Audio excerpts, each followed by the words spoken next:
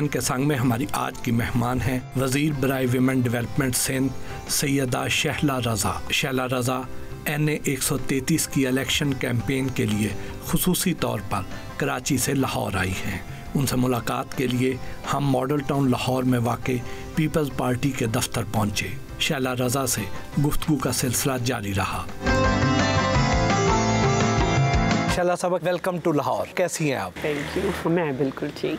कैसा लगता है आपको लाहौर? अच्छा ही लगता है। ज़ाहिर है लाहौर में इसलिए भी खुश होती हूँ आके। कुछ चेंज हम चाह रहे होते हैं, काम काम काम, तो ज़रा दूसरी जगह आते हैं, लाहौर, इस्लामाबाद। 87 में बीबी का लाहौर में बहुत ही तारीखी और शानदार इस्तकबाल हुआ था, तो क्या आज के लाहौर में भी वही पोटेंशियल मौजूद है? नहीं, मेहनत करनी पड़ेगी और नई नस्ल को अपना नज़रिया जो है वो देना होगा।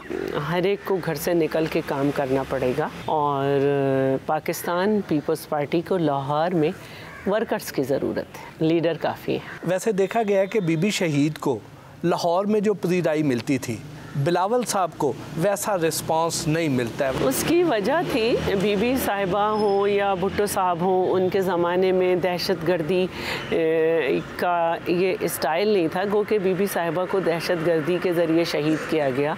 इतना बड़ा नुकसान उठाया है कि हम तलाफ़ी ही नहीं कर सकते उसके मिल के। अब हमारे पास ये भुट्टो का नवासा ही है। अब जो थ्रेट्स हैं, तो चेयरमैन तो इस तरह नहीं है कि वो इन थ्रेट्स की परवाह करे। हमारी क़यादत की तो नहीं, हमारी बहुत गलती है कि हम चाहते हैं कि वो ज़रा उसको सिक्योर करें। भुट्टो के चाहने वाले मौजूद हैं, बीबी के चाहने वाले मौजूद हैं। कमी ये है कि जो यहाँ की लोकल लीडरशिप है वो उन्हें आवाज़ तो दे, अपने आप से तो बाहर निकले, लोगों से तो मिले। कोई किसी को रोटी नहीं दे रहा होता। लोग जो हैं वो चाहते हैं कि लोग उनसे बात करें, मिले। तो लाहौर को वर्कर्स की ज़रूरत है, लाहौर के लीडर्स को राब्तों की ज़रूरत है।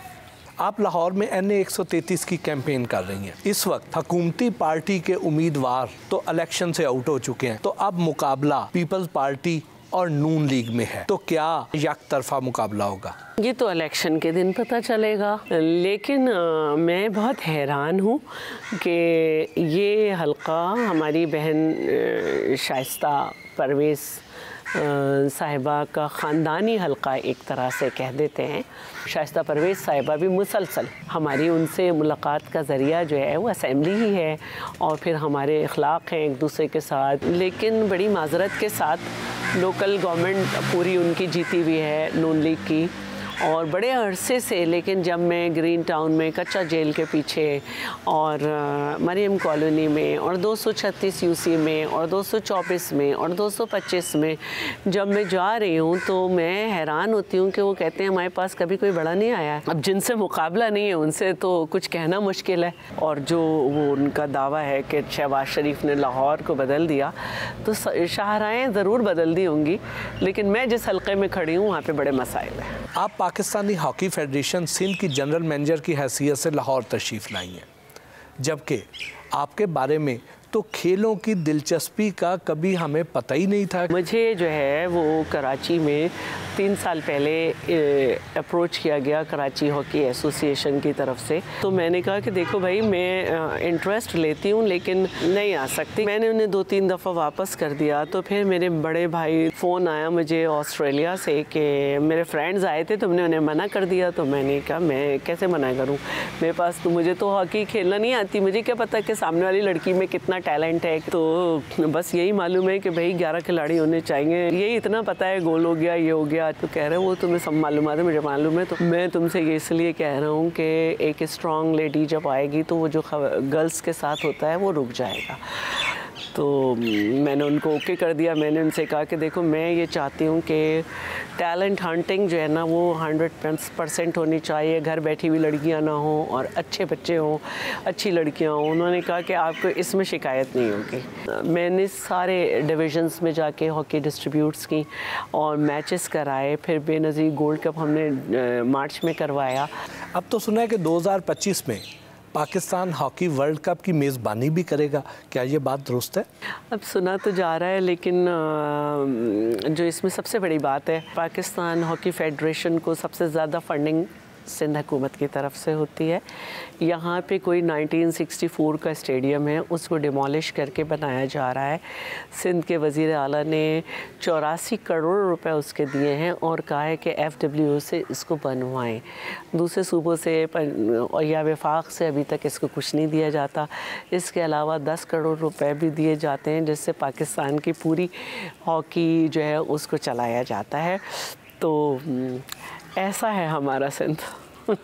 हंसते हंसते कड़वी कसैली तंजिया और काटदार बातें कर जाती हैं। मेरी तो ज़बान उर्दू है और उर्दू ज़बान ये बताती है कि सख्त से सख्त बात भी आपको किस लहजे में किस तरह करनी है। और मेरे वालिद साहब ने जब मेरी शादी हुई तो मुझसे कहा, अपनी राय ज़रूर रखो और अपनी राय को एनालिसिस भी ख़ुद करो, अपनी राय का इजहार भी करो, लेकिन ज़रूरी नहीं है कि लोग उसे माने, लेकिन तुम्हें अपनी राय में क्लियर होना चाहिए।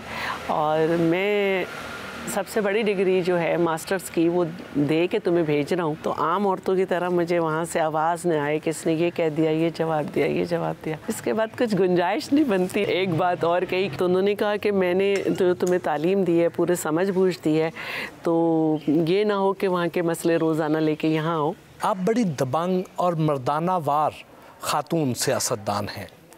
बचपन में आपके इर्द गिर्द का वो कैसा माहौल था जिसने इस शख्सियत साजी में हेल्प आउट किया? एक तो मुझे एतराज़ मर्दाना वार पे है और मुझे ये जुमला भी पसंद नहीं है जब ख़वातीन ये कहती हैं, ये वाली मिसाल देती हैं कि हिम्मत मर्दाना मदद खुदा। मैं कहती हूँ हिम्मत ज़नाना मदद खुदा। दबंग में इसलिए हूँ कि एक तो मेरा जो माहौल था वो मेरे दोनों बड़े भाई थे, हमने बहुत सारे खेल घर में खेले दोनों भाइयों के साथ। क्या कहते हैं उसे, कंचा कहते हैं और आप लोग पता नहीं क्या कहते हैं, बंटे खेलना। तो ये दोनों बड़ा वाला अंटा क्या कहते हैं, ये उठा के ले आते थे और इससे क्रिकेट खेला करते थे और हमें लगाते थे। तो 4 दिन बाद मैंने हंगामा कर दिया, मैंने कहा तुम हमसे जो है सिर्फ फील्डिंग कराते हो। तो दोनों भाइयों के साथ जिस तरह से हमारा रिश्ता था, तो फिर खाला के भी मेरे 4 बेटे हैं। मेरी खाला ये कहती थी ये 6 लड़के मुझे जीने नहीं देते, 2 मेरी बहन और 4 उनके। तो एक माहौल रहा है, वो शरारतें की हैं जो लड़कियां नहीं करती हैं। कहते हैं बड़ा सियासतदान बनने के लिए जेल जाना ज़रूरी होता है, लेकिन किसी खातून की मुआशरती ज़िंदगी इससे किस हद तक मुतासर होती है? अब तो नहीं होता, अब तो हम देखते हैं बड़े आराम से लोग सियासत में आ जाते हैं। जिन ख़वातीन को हम ग्राउंड पे नहीं देखते वो MP MNA बन जाती हैं। बहुत मुश्किल था कि 86 में आप ऑनर्स में पढ़ रहे हो कराची यूनिवर्सिटी में और आप सियासत करें, तो ये उस वक्त होता था। अल्हम्दुलिल्लाह पाकिस्तान पीपल्स पार्टी ने ये इंतकामी कल्चर ख़त्म किया है। मैं 1990 में अरेस्ट हुई थी और ज़ाहिर वज़ीर आज़म जो थे वो तख्त लाहौर ही के थे। जब मैं अरेस्ट हुई तो एक तो मेरा ताल्लुक़ मिडिल क्लास से है। मेरे घर की जो ख़वातीन हैं, मेरी फूफी तो 14 साल से बड़े लड़के के से भी पर्दा करती हैं और मेरी खालाएँ जो हैं वो दरवाज़े के पीछे से नाम पूछती है कौन है। और खैरपुर में मेरे नाना का एक बड़ा मुकाम रहा है। पाकिस्तान पीपल्स पार्टी के खैरपुर के पहले सदर भी थे। मेरे वालिद अलीगढ़ से ग्रेजुएट थे, एटॉमिक एनर्जी कमीशन में वो जॉब करते थे। मेरे वालिद बड़े मुख्तलिफ थे, तो मुझे सियासत का मौका मिला। वो ये समझते थे कि मेरी बेटी एक एक्टिविटी कर रही है यूनिवर्सिटी लेवल पे और बाद में वही ज़िंदगी है जो सबकी ये होगी, ज़्यादा टीचिंग कर लेगी या कुछ कर लेगी। उन्हें उम्मीद नहीं थी कि रात के अंधेरे में नवाज़ शरीफ इस तरह से जो है पूरा एक क्या कहना चाहिए पुलिस और इन सब के ज़रिए एक इस तरह से कि छत पे भी मेरे घर के पुलिस हो, मेरे घर के अंदर भी कूदी हुई हो, मेरे घर को खटखटा के मुझे ऐसे जैसे चील झपट के ले जाती है ऐसे ले जाएंगे। ये एक बहुत बड़ा सानेहा था मेरे घर वालों के लिए। लोगों ने मेरे फ़ादर को बहुत ज़्यादा ताने दिए। मेरे वालिद का नाम मोहसिन रज़ा था, अब दुनिया में नहीं है। तो कहते थे कि मोहसिन की जो आज़ाद ख़याली है, उसका जो एक मंतकी सोच का आदमी है, बेटी के साथ देखो ये हो गया।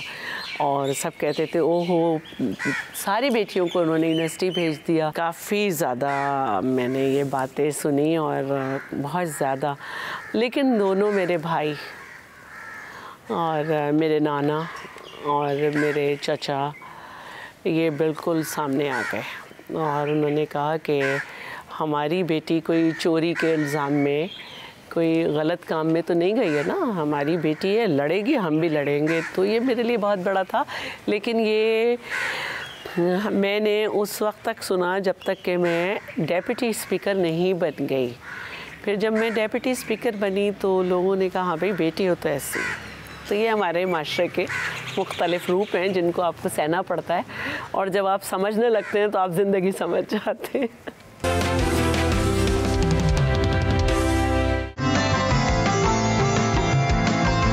शैला रज़ा से गुफ्तगू का सिलसिला जारी रहा।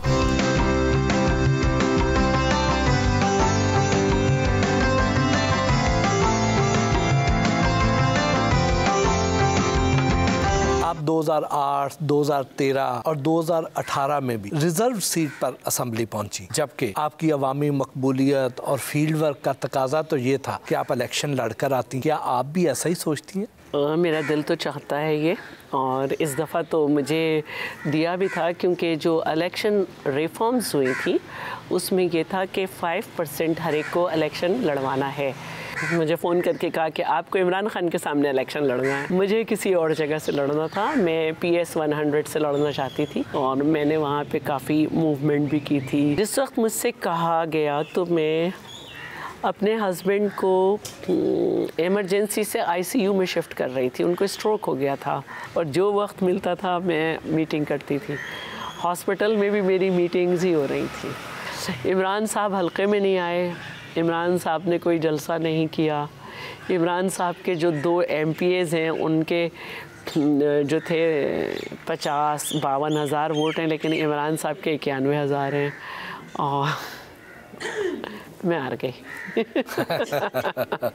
लेकिन मैं हल्के में हूँ। इमरान साहब कराची आए, कभी अपने हल्के में नहीं गए। आवाम को सोचना चाहिए।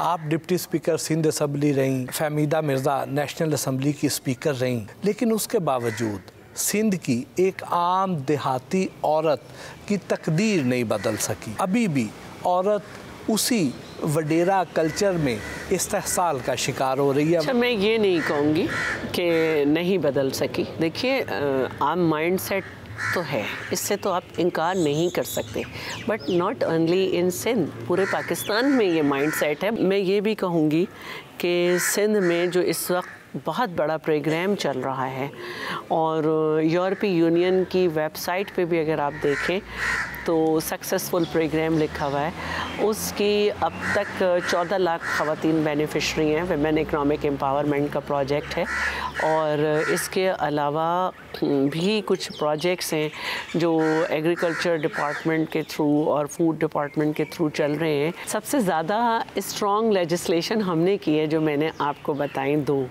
और इसी तरह जो मैंने ये प्रोग्राम बताया है, इस दफ़ा 12 डिस्ट्रिक्ट अब तक हमने इसको कवर किए हैं यूरोपीय यूनियन के साथ, और इस साल 20 डिस्ट्रिक्ट हो जाएंगे। तो हम एक कोशिश कर रहे हैं, मेल न्यूट्रिशन को भी हमने कंट्रोल किया है। 50% हमने मोर्टेलिटी जो रेट है उसको डिक्रीज़ डाउन किया है। ये मैं नहीं कह रही हूँ, ये भी यूरोपीय यूनियन की रिपोर्ट है। पानी के लिए औरत को दूर दूर जाना पड़ता था, हमने RO प्लांट्स लगाए हैं। हर की ख़वातीन को हमने हमारा जो एक लोक स्टोरी है उसके हिसाब से मारवी का नाम देके हमने जो है मिडवाइफ के कोर्सेज़ कराए हैं। और थर में जो हमारा पावर प्रोजेक्ट है, बहुत बड़ा प्रोजेक्ट है सिंध का। अगर पाकिस्तान की फ़ेडरल गवर्नमेंट उसको ओन करे तो हमारे यहाँ ये लोड शेडिंग का मसला बहुत ख़त्म होगा।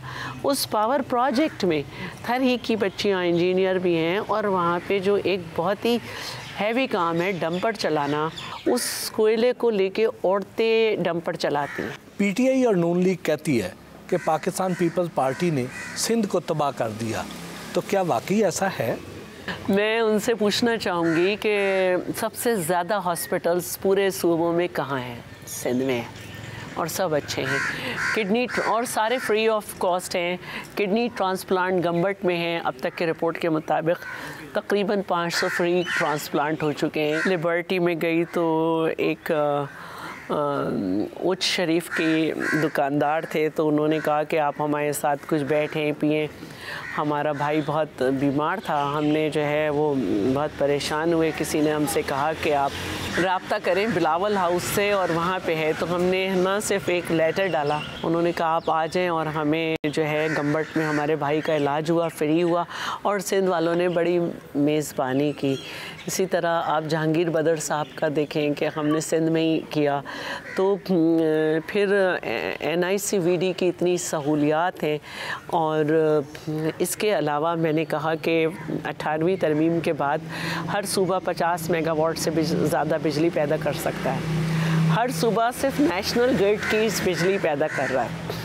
सिर्फ सिंध है जिसने अपने पैसों से थर में 660 पैदा की और नेशनल ग्रिड में शामिल की। फैसलाबाद की इंडस्ट्रीज़ को दी जा रही है। हमने अपनी ट्रांसमिशन लाइन बिछाई है, अपना बिजली घर है। पब्लिक प्राइवेट पार्टनरशिप में पाकिस्तान नहीं, सिंध जो है वो एशिया में 6ठे नंबर पे। एक दौर था कि PDM में पीपल्स पार्टी बहुत ज़्यादा पेश थी, लेकिन फिर अचानक पीपल्स पार्टी पीछे हट गई। PDM को जो है फाल चेयरमैन बिलावल ने किया, बड़ी कोशिशों से बाकायदा उसके 26 पॉइंट्स लिखे गए। जो पहला पॉइंट है, ये लिखा गया कि हुकूमत की जो नाअहली है जिसकी वजह से पाकिस्तान और पाकिस्तानी अवाम जो है और बढ़ती हुई महंगाई, उसके ख़िलाफ़ जो है आइन के हद में रहते हुए असेंबली से बाहर और असेंबली के अंदर एहतजाज किया जाएगा। तो ये मिनिमम पॉइंट्स एजेंडा था और जिसके आखिर में ये था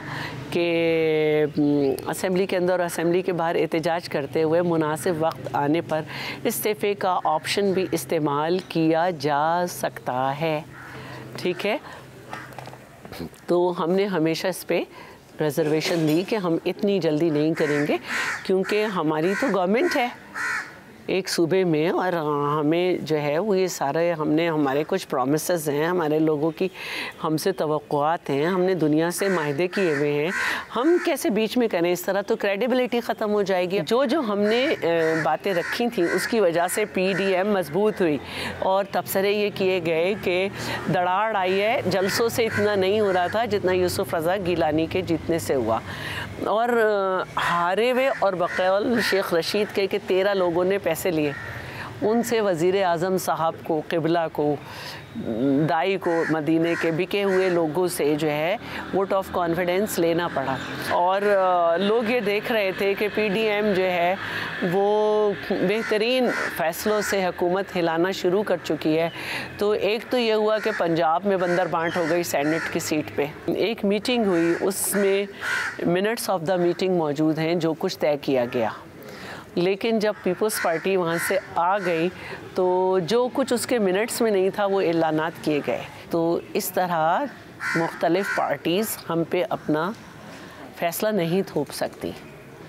फिर हम किसी के एम्प्लॉय नहीं थे, हमारी एक सूबे में हुकूमत है कि आप हमें शोकॉज़ दें। शोकॉज़ एम्प्लॉय को दिया जाता है, जिसको हमने फाड़ के बता दिया कि हम नहीं तो कुछ भी नहीं। और आप देखें कि आज तक किसी ने इस्तीफ़े नहीं दिए। मरियम नवाज साहबा के बारे में ये तासुर बनाया जा रहा है कि वो फातिमा जिन्ना जैसी हैं, बल्कि मोहतरमा बेनज़ीर भुट्टो शहीद की याद भी ताज़ा करती हैं। तो क्या आपके ख्याल में वो वाकई मोहतरमा फातिमा जिन्ना और बीबी शहीद की हमपल्ला हैं? अच्छा देखिए, तासुर तो आप कुछ भी बना दें। तासुर तो ये भी लिखा जाता है शहज़ादी, तासुर तो ये लिखा जाता है खूबसूरत। फातिमा जिन्ना साहिबा को रहमतुल्लाह अलैह को जब हम देखते हैं और बेनज़ीर भुट्टो को, तो एक चीज़ नज़र आती है, डेडिकेशन। फातिमा जिन्ना साहिबा जिस तरह से अपने भाई के मिशन में शरीक हुई, मरियम के भाई मुझे कहीं भी नज़र नहीं आते। जो उनकी एक मुस्तकिल मिजाजी, जिसको मैं कहना चाहिए, वो मरियम में कहीं भी नज़र नहीं आती। और जहाँ तक बेनज़ीर भुट्टो की बात है तो वो तो मैं समझती हूँ कि सदियों तक जो है वो किरदार जो है वो बेनज़ीर लोग सोच तो सकते हैं, कर नहीं सकते उस पर अमल। मरियम साहिबा को अभी बहुत वक्त चाहिए सियासत समझने के लिए, पार्टी चलाने के लिए, पार्टी जोड़ने के लिए। हमें ये समझना होगा कि जब हम छोटे थे तो मरियम के अब्बा ने ये ख्याल नहीं किया था कि ये बच्ची है। कम से कम मरियम के आने से उनको ये ख्याल तो आएगा कि ख़वातीन के साथ नेक्स्ट कभी ताकतवर हों, अल्लाह में उन्हें ताकत अगर दे कि वो दोबारा वज़ीर आज़म बने या करें, तो इंतकामी मामलात कम से कम औरतों से पीछे हट जाएं। जो हमारे यहाँ सियासत का अंदाज़ हो गया है कि सियासत अभी नहीं है, उसको एक नज़रियाती टच देना होगा। और पीपल्स पार्टी ये कोशिश भी कर रही है कि दूसरी पार्टीज़ भी नज़रियात पे आएँ। उसके लिए अभी काफ़ी काम है। फ़ातिमा जिन्ना और बेनज़ीर भुट्टो के बनने में, मोहतरमा बेनज़ीर भुट्टो ने भी फ़ातिमा जिन्ना के फुटस्टेप को फॉलो किया।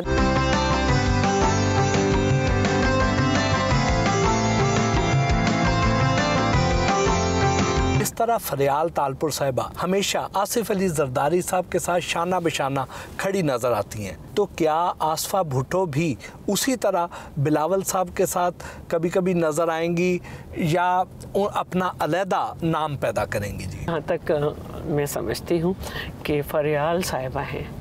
मैंने बहुत कम ये देखा है आज की दुनिया में कि भाई के साथ जिस तरह वो खड़ी होती है, उनकी कैरेक्टर एसेसिनेशन की जाती है। अब हम आ जाते हैं आसिफा पे। देखिए, दोनों बच्चियों को मेरा बहुत करीबी ताल्लुक़ रहा है और अगर मैं देखती हूँ बख्तावर को तो वो बड़ा स्ट्रेट कहती है कि मैं नहीं, लेकिन मैं जब सोशल मीडिया पे उसकी एक्टिविटी देखती हूँ और उसके ट्वीट्स जो हैं वो इंतहाई पॉलिटिकल होते हैं। और मेरी तो बड़ी ख्वाहिश है और सबकी भी बड़ी ख्वाहिश है कि वो भी आए, लेकिन वो अपना स्टाइल है उसका। जहाँ तक आसिफा की बात है, सियासत जो है समझना एक अलग चीज़ है और उसको प्रैक्टिकली जो है करना एक अलग बात है। तो अभी कुछ लैंग्वेज का भी मैटर है और ये एक प्रोसेस है। इस दफ़ा जो हमारे जनरल इलेक्शंस होंगे, हम आसिफा का एक अंदाज़ देखेंगे। तो मेरा ख्याल है कि आसिफा जो है, बल्कि मेरा यकीन है कि एक अच्छी पॉलिटिशियन बन के आगे आएगी और हर मामले में अपने भाई को हर तरह से सपोर्ट करेगी। एक जलसे में आसफा ने तकरीर की और उन्हें बिलावल से ज़्यादा पजीराई मिली, लेकिन उसके बाद वो फिर खामोश हो गई। तो क्या आसफा के आगे आने से बिलावल की सियासत को कोई फ़र्क पड़ता है? नहीं, बिल्कुल नहीं, बल्कि बिलावल साहब की सियासत में और उनको एक सपोर्ट आएगी। क्योंकि जो मैं ये समझती हूँ कि हमारी तारीख़ है इस्लामी, उसमें बहन का किरदार अगर भाई के साथ है तो बड़ा ही मजबूत है। और देखिए, आसिफा को इसलिए पसंद किया गया कि उनकी शक्ल और आवाज़ में बीबी की बहुत झलक है। लहजे का जो स्टाइल था वो बीबी का स्टाइल था। और जब हम शुरू में काम कर रहे होते थे और पोलियो के लिए हम मैसेज रिकॉर्ड करवाते थे और कुछ करते थे, तो घर जाके जब मैं सुनती थी तो मुझे लगता था कि बीबी की आवाज़ आ रही है। और बीबी साहिबा का एक स्टाइल था सफ़ेद दुपट्टा, वो उसको भी लेती है, इसी तरह हेड कवर करती है। इसके बाद वो कश्मीर में भी गई और वहाँ पर भी उसने, जहाँ चेयरमैन नहीं जा सके, एक कमी पूरी की। बीबी आसिफा संजीदा एक लड़की है और उसको जितना मैंने रीड किया है वो एक परफेक्शनिस्ट भी है। वो बहुत ज़्यादा अपने काम को देखती है। तो आसिफा साहिबा की एंट्री जो होगी वो पाकिस्तान में एक संजीदा पर्सनैलिटी की खातून की एंट्री होगी। वैसे तो आप 6-7 बरस बाकायदा तदरीसी शोबे के साथ मुंसलिक रहे। आप तो पूरी तैयारी से हैं।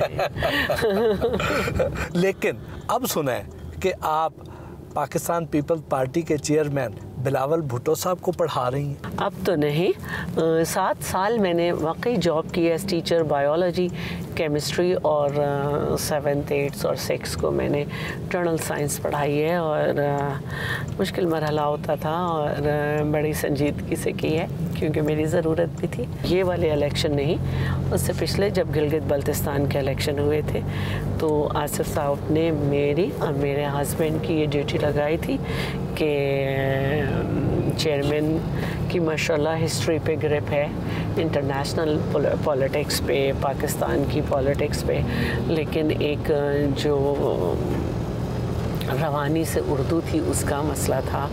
लेकिन मैं समझती हूँ कि ब्रिलियंट स्टूडेंट है, बहुत जल्दी उर्दू पे कवर हुआ और अब तो माशाल्लाह पिछले कश्मीर के इलेक्शन तक मैं साथ थी उर्दू में, लेकिन अब तकरीबन 4 साल से ज़्यादा हो गए वो ख़ुद उर्दू पे चल रहे हैं और उर्दू आराम से अच्छी बोल रहे हैं। आजकल तो पाकिस्तान में पले बड़े बच्चों को भी उर्दू बोलने और लिखने में खासी मुश्किल का सामना करना पड़ता है, तो ऐसे में बिलावल उनको कौन से अल्फाज मुश्किल लगते हैं? अगर मैं कहूँ कि इंग्लिश में उर्दू पढ़ाई तो ये सबके लिए हैरानी होगी। मतलब अलिफ को मैंने ALLIF कहा। अच्छा। और BAY bay and one a boat like bay have one dot under the boat like structure, then it's bay, then pay। तो इंग्लिश में उर्दू हुई, लेकिन बहुत संजीदगी से। बिलावल साहब के अलावा बख्तावर साहिबा को बहुत इंटरेस्ट था उर्दू में, बहुत ज़्यादा, और वो उन्होंने अपने टैबलेट पे बहुत सारी चीज़ें डाउनलोड की हुई थी और उस पे वो प्रैक्टिस किया करती थी। और हमने ये वहाँ पे सख्ती कर दी थी कि चेयरमैन से जो भी बात करेगा उर्दू में करेगा और चेयरमैन उर्दू में रिप्लाई करेंगे। तो ये बातचीत भी शुरू की और ये भी शुरू किया कि अलिफ की आवाज़ कैसे, जो सबसे ज़्यादा मुश्किल थी वो रे थी। और रे आज भी मुश्किल है क्योंकि इंग्लिश में आर ही होता है, आड़ नहीं होता। तो एक स्पीच में मैंने गोया लिख दिया था। गोया जब हम किसी जगह डालते हैं तो वो जुमले को एक कम कर देते हैं। और तो चेयरमैन के मैंने तो गोया कभी सुना ही नहीं है, तो मैं गोया बड़ा अजीब सा लफ्ज़ है ये, तो मैं कहा नहीं गोया इज़ ओके, अगर आप कहें तो मैं ये लिख देती हूँ, इसके बदले ये लिख देती हूँ कि कोई भी जुमला लिख देती हूँ, लेकिन गोया से हमारी बात छोटी हो जाती है। तो हम जब रिहर्स कर रहे थे तो चेयरमैन ने स्पीच रोक के कहा गोया आने वाला है। तो ये लतीफ़े तो रहते हैं, लेकिन बहुत जल्दी कवर किया। वो कौन से जुमले हैं जो आज भी उन्हें आपको देख के याद आ जाते हैं और वो उसको एंजॉय करते हैं, हंसते हैं? कहता था उस रोज़, उसका मिसरा है, उस रोज़ से लेकर आज तक जल्लाद पे हैबत तारी है। तो जल्लाद नहीं कहा जा रहा था। अच्छा। कह रहे थे मुझसे जल्लाद नहीं कहा जा रहा, तो मेरे हस्बैंड ने कहा कि जब आप कोई जुमला कहना है उस वक्त आप जहन में शहला को लेकर आए। तो वो जैसे आपका कहका है बिल्कुल इतना ही बड़ा एक कहका हुआ। तो फिर 2-3 दफ़ा रिहर्स में कि शहला पे है बत्तारी है। सुना है आप रास्ते भूल जाती हैं, नाम भूल जाती हैं? मेरे मियाँ है ना, उनके सारे प्रोपेगेंडे हैं। देखिए मैं, अगर आप मेरे ऑफिस में कभी आए तो 150-200 लोग से ज़्यादा मैं लोगों से मिलती हूँ, और उसमें आप मुझे बताएं कौन नाम याद रखेगा। और जहाँ तक रास्ते मुझे याद ही नहीं होते हैं।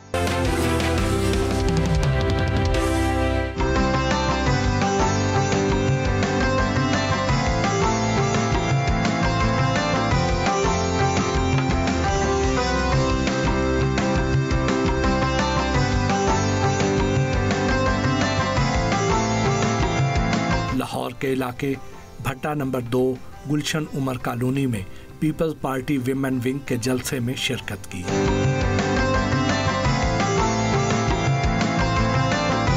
पीपल्स पार्टी वस्ती पंजाब की जनरल सेक्रेटरी सोनिया खान भी उनके हमरा थीं।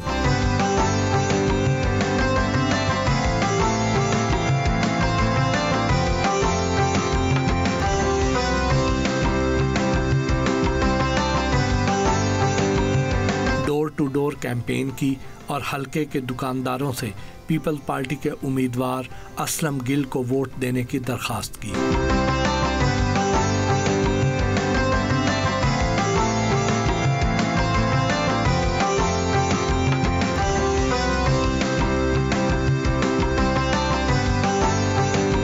ईवीएम पर पीपल्स पार्टी को क्या तहफ़्फ़ुज़ात है? जिस तरह से ये बिल पास किया गया है जॉइंट सेशन बुला के, इसमें नादरा के इख्तियारात को कितना बढ़ाया गया है। इसमें बहुत सारी बातें की गई हैं कि पायलट प्रोजेक्ट जब किए गए तो मुख्तलिफ़ टेम्परेचर्स पे ये कुछ घंटों के बाद मशीन काम नहीं कर रही थी।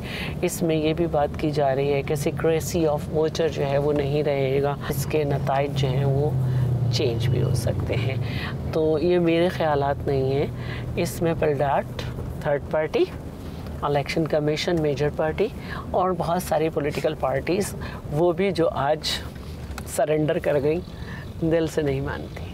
पीटीआई हुकूमत के बकौल उन्होंने हाल ही में जो आवाम को एक तारीख़ी राशन रिलीफ पैकेज दिया है, आपकी इसके बारे में क्या राय है? क्या इससे सूबाई सतह पर वाकई एक आम आदमी को, सफ़ेद पोश आदमी को रिलीफ मिलेगा? उनका राशन देने का बात बता रही है कि मईशत उन्होंने ज़ीरो कर दी। हर इंसान की एक खुददारी होती है, वो वाली खुददारी नहीं जिसको वज़ीर आज़म कहते थे कि मैं खुददार हूँ, इससे पहले कि मैं किसी से मदद मांगूँ मैं ख़ुदकुशी कर लूँगा। तो आवाम खुदकुशी कर रहे हैं, क्योंकि मैं नहीं चाहूँगी कि मैं अपने घर वालों के लिए खाना लंगर खाने से लूँ। मैं नहीं चाहूँगी कि मेरे दोनों पाँव, दोनों हाथ सलामत हैं, दिमाग भी सही है और मेरे चारों तरफ ऐसे हालात हों कि मैं मेहनत के बावजूद भी जब कुछ कमाऊँ तो ख़रीद ना सकूँ, इतना कम वो क़ुव्वत ख़रीद ही ना हो मेरे पास। तो जो सूरत हाल है, ये सब कुछ करने के बाद इसका मतलब है कि वो ये मान रहे हैं कि वो अपनी आवाम के लिए कुछ नहीं कर सके। कभी दूसरे मुल्क से खैरात के चावल ले लेते हैं, कभी अपने आप खैरात देने लगते हैं। हालिया दिनों में सफ़ेद पोश तबका जो है वो भी गुर्बत की लकीर से नीचे चला गया, जो कि अफोर्ड भी नहीं कर सकते हैं और वो इस राशन रिलीफ पैकेज, पनाहगाहों और लंगर खानों के लिए क्वालिफाई भी नहीं करते हैं। तो आप हुकूमत के ऐसे मंसूबों को किस नज़र से देखती हैं? जो माहिर माशियात हैं वो ये कहते हैं कि मिडिल क्लास ख़त्म हो गई है और सब लोग गरीब हो गए हैं। तो एक मजाक है जो चल रहा है, जो हुकूमत कह रही है हम रिलीफ दे रहे हैं। पीपल्स पार्टी तो हर दौर में मज़ाहमत का इस्तार आ रही है। क्या आपको नहीं लगता कि पिछली एक दिहाई की मफाहमाना पॉलिसी ने पीपल्स पार्टी को बहुत नुकसान पहुंचाया? ये पीपल्स पार्टी ने नई अपनाई और इसका आगाज़ भी बेगम नुसरत भुट्टो ने किया था।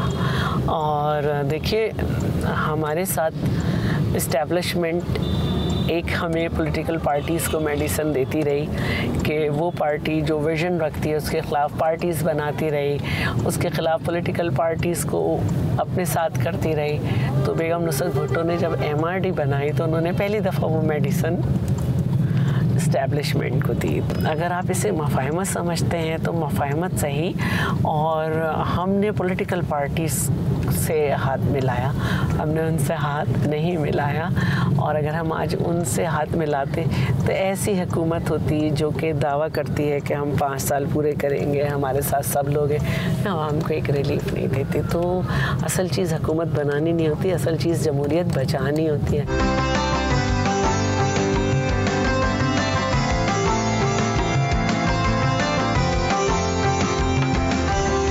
शैला रज़ा GNN के दफ्तर आईं। शैला रज़ा से हल्की फुल्की गैर सियासी गुफ्तगू भी हुई।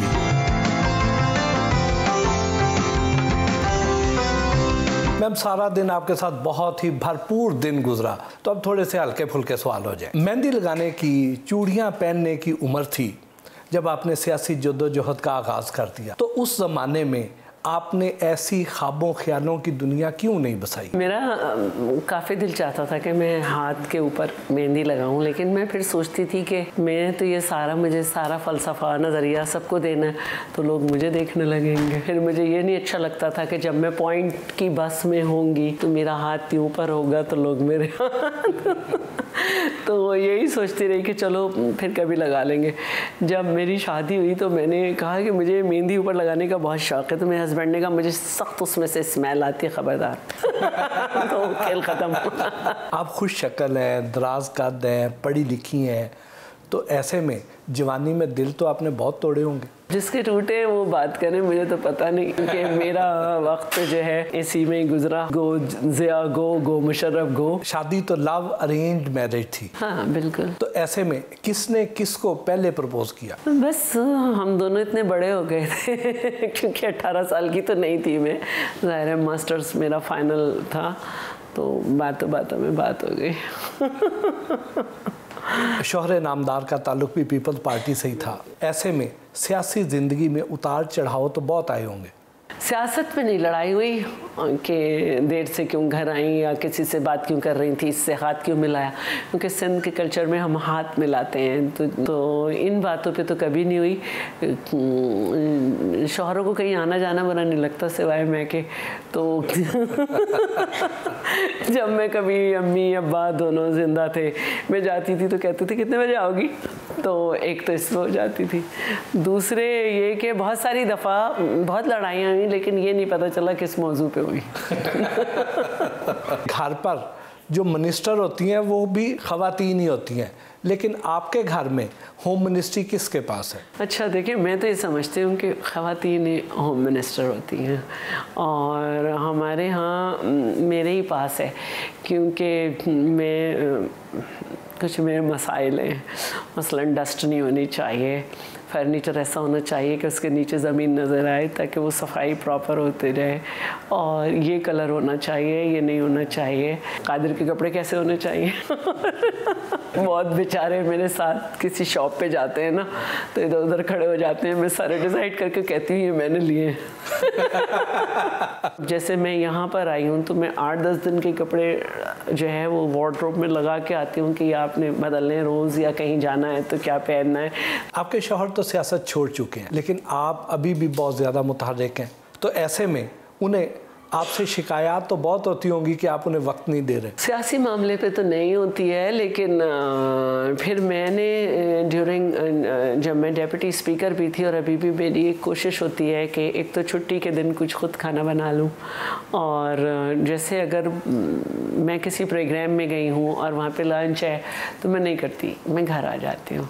और अगर किसी डिनर वाले प्रोग्राम में मैं जाती कम हूँ, क्योंकि मेरे 4 तो प्रोग्राम होते हैं, तो मैं हर प्रोग्राम के दरमियान ऊपर जाती हूँ, जो कुछ पकड़ा होता है उसे देख लेती हूँ, कादिर की हिदायत के मुताबिक उसको करवा रही होती हूँ, और फिर खाना हम साथ खा लेते हैं। लोग डबल बैरल गन शॉट से तीतर और बटेर शिकार करते हैं, आप छिपकलियाँ शिकार करती हैं। कॉलेज में हुआ करती थी तो विमेन गार्ड की ट्रेनिंग हुआ करती थी लड़कों के लिए, उसका नाम एनसीसी था, और 50 डिफरेंट राउंड्स में मैंने टोटल फायर किए, और मेरे 45 जो थे वो इंटरनल सर्किल में थे, टारगेट से करीब तरीन, और मैंने फर्स्ट प्राइज़ ये जीता था। मुझे अच्छा लगता था, और मेरे वालिद का शौक़ था घर में गान वगैरह का, तो हम उसमें चने की दाल का दाना डाल के ये हरकत करते थे। और मैंने चूहे भी बहुत मारे हैं, मुझे आम औरतों की तरह चूहों से डर नहीं लगता है। मेरे हस्बैंड जो हैं वो इधर साइड वाइड में खड़े हो जाते थे, तो घर में जो भी चीज़ों को मारना होता है इस टाइप की, वो मेरा ही काम है। घर के किन कामों में हिस्सा लेती हैं? घर के सारे कामों में हिस्सा लेती हूँ, छुट्टी के दिन खाना भी बना लेती हूँ, और मेरी मेड है अभी आई है, उससे पहले जो मेड थी उसको ट्रेंड किया। फिर घर में जो मेरे कबर्ड्स हैं उन पे मेरा बड़ा मजाक उड़ाया जाता है कि मेरी भाभी और बहनें वगैरह अगर मेरे घर आती हैं तो आते ही कहती हैं शैला घर में है, स्टोर में होगी, कबर्ड सही कर रही होंगी। मेरी एक आदत है कि जैसे सीधी आती हूँ तो किचन में जाती हूँ, और उसके बाद पूरे घर को जो चीज़ मेरे सामने आती है उसको देखती हूँ क्या फैला हुआ है, किस पे डस्ट है। उसके बाद लोगों को डांटती चीखती नहीं हूँ क्योंकि वो भाग जाएंगे, खुद ही शुरू हो जाती हूँ तो वो खुद ही ले लेते हैं मेरे हाथ से। कौन सी डिशेस ज़्यादा अच्छी बनाती? अब काफ़ी सारी चीज़ें अच्छी बनाने लगी हूँ, बिरयानी भी अच्छी बनाती हूँ, और फ़िश करी बहुत अच्छी बनती है मुझसे, और सारा अब अच्छा खासा कुछ बनाने लगी हूँ, बहुत अच्छा।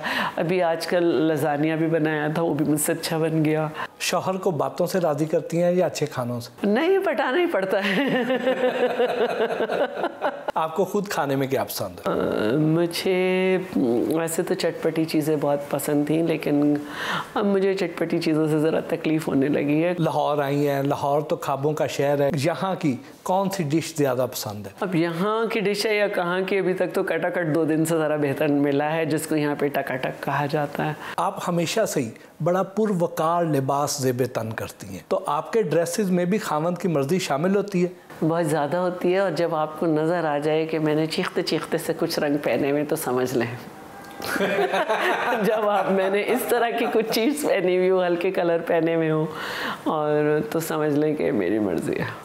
और वो खुश भी हो जाते हैं इससे रंग देख के। फिर है ना, अब दलील भी देने लगे हैं, वो कैची कलर्स जो होते हैं वो टीवी पे पहनना चाहिए। वो कहते हैं कि ना प्रेजेंटेबल होके जाया करो, और वहाँ पे तुम्हें हर मिनट पे मीडिया होता है तो सही जाया करो। अब आपके प्रोग्राम में मेरे बेस भी नहीं लगी तो अब इसकी भी आदत हो गई है कि जैसा चेहरा ऐसे चल पड़ो। ख़वातीन को शॉपिंग का शौक़ होता है, आपको भी होगा? बहुत है। किस चीज़ पर ज़्यादा पैसे खर्च करती हैं? नहीं, ज़्यादा नहीं करती, हिसाब में रहती हूँ, बहुत ज़्यादा हिसाब में रहती हूँ। बल्कि चिढ़ जाते हैं मेरे हस्बैंड के, बस ठीक है, लेकिन मैं हिसाब में रहती हूँ। मेरे हस्बैंड बहुत दिनों से बीमार थे, 2.5 साल से, तो सिर्फ मैं ही जो मेरी सैलरी है उसको लेके चल रही थी। तो अब वो माशाल्लाह दोबारा ठीक हुए हैं। अभी इलेक्शन कमीशन से मुझे लेटर आया कि हस्बैंड के एसेट्स एंड लायबिलिटीज़ आपने शो नहीं की, तो फिर मैंने 1 साल का बैंक स्टेटमेंट निकलवाया, तो वो 1 लाख से कम था और प्रॉपर्टी कोई है नहीं तो मुझे बहुत हिसाब में रहना होता है। म्यूज़िक कैसा पसंद करती है? वैसे तो सारे म्यूज़िक पसंद करती हूँ, क्योंकि मैं रोज़ाना 2 किलोमीटर वॉक करती हूँ, तो उसमें भी मैं अच्छे म्यूज़िक लगा लेती हूँ फास्ट। लेकिन बाकी जो है ओल्ड इज़ गोल्ड करके जो कुछ पड़ा होता है वो भी सुन लेती हूँ, क्योंकि मेरे बहुत ज़्यादा वक्त जो है सफ़र में गुजरता है, तो एक म्यूज़िक ही है जो मुझे सुकून देता है। पसंदीदा गुलकार और गाने कौन से हैं? अब तो बहुत सारे हैं। पहले तो आप सिर्फ कहते थे कि भाई नूरजहां, मेहदी हसन, फिर आप बॉर्डर पार भी कर गए, और इंडिया के भी इतने गुलकार हैं, तो मैं सबको सुनती हूँ। लेकिन ज़ाहिर है कि लता की, इन सब की अपनी बात है। अभी मैंने थोड़े दिन पहले जमाल अकबर साहब के साथ हम थे, और क्रूज़ पे हमने एक मुशायरा भी अटेंड किया, और जमाल अकबर साहब ने सारे पुराने मेहदी हसन साहब की गज़लें सुनाई। हर तरह का म्यूज़िक मैं इंजॉय करती हूँ। फिल्में कैसी देखती हैं? ये एक मुश्किल सवाल है, क्योंकि फिल्म देखते हुए मैं हमेशा सो जाती हूँ तो लेकिन देख भी लेती हूँ। मुझे सियासत के ऊपर जो बनाई गई स्टोरीज़ हैं वो मुझे अच्छी लगती हैं, और देखती हूँ मैं उन्हें। पसंदीदा फिल्म और एक्टर्स कौन से? अब ये नहीं कह सकती। वैसे ये है कि मुख्तलिफ अदवार में मुख्तलिफ रही हैं। माधुरी भी अच्छी थी, ऐश्वर्या भी अच्छी थी, और अब इतनी बहुत अच्छी शक्ल नहीं नज़र आती हैं। लेकिन पहले ज़माने में हीरोइन की एक बड़ी ज़बरदस्त सी शक्ल हुआ करती थी। इसका मतलब ये है कि फिल्म स्टार्स के मामले में आपकी और आपके खावंद की चॉइस एक जैसी है? मैं कह नहीं सकती क्योंकि मेरे हस्बैंड ये कहते हैं कि वो तुम्हारी आंखें जो हैं वो चुन्नी चुन्नी हैं, मैं नहीं आंखें चुन्नी, तो और मैं उनको अपने फ़ोटोज़ ले जाके दिखाती हूँ। और फिर ये कहते हैं आज नहीं कह सकती, बहुत स्मोक मुँह में गई, आपने देखा होगा, धसके लगते रहे। कहते हैं अगर शक्ल नहीं देखी होती और सिर्फ फ़ोन पे आवाज़ सुनी होती तो मैं इनकार कर देता। तो पढ़ी लिखी है, किताबें तो पढ़ती होंगी? शायरी की भी पढ़ती हूँ, दूसरी भी पढ़ लेती हूँ। पसंदीदा शेर सुना दें। मैं तो उस वक्त से डरती हूँ कि वो पूछ न ले, ये अगर ज़ब्त का आंसू था तो टपका कैसे। घूमने फिरने के लिए या छुट्टियां गुजारने के लिए कौन सी जगह ज़्यादा पसंद है? मैं मुल्क से बाहर काफ़ी दफ़ा गई हूँ, 8-10 कंट्रीज़ गई हूँ। अच्छे लगते हैं घूमने फिरने के लिए। कनाडा भी अच्छा है, काफ़ी और भी अच्छे हैं, लेकिन सच बात यह है कि मुझे पाकिस्तान में ही बहुत मज़ा आता है।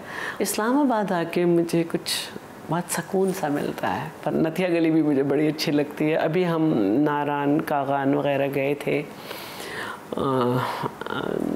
मैं सैफुल मलूक भी गई थी, बहुत अच्छा है, लेकिन उसका रास्ता इतना अच्छा है नहीं है, यानी उस पे भी जो है वो जीप माफिया है। इमरान साहब किसी भी माफिया के आगे नहीं खड़े हो सके। हमारा सेगमेंट है रैपिड फायर, शॉर्ट आंसर्स हैं।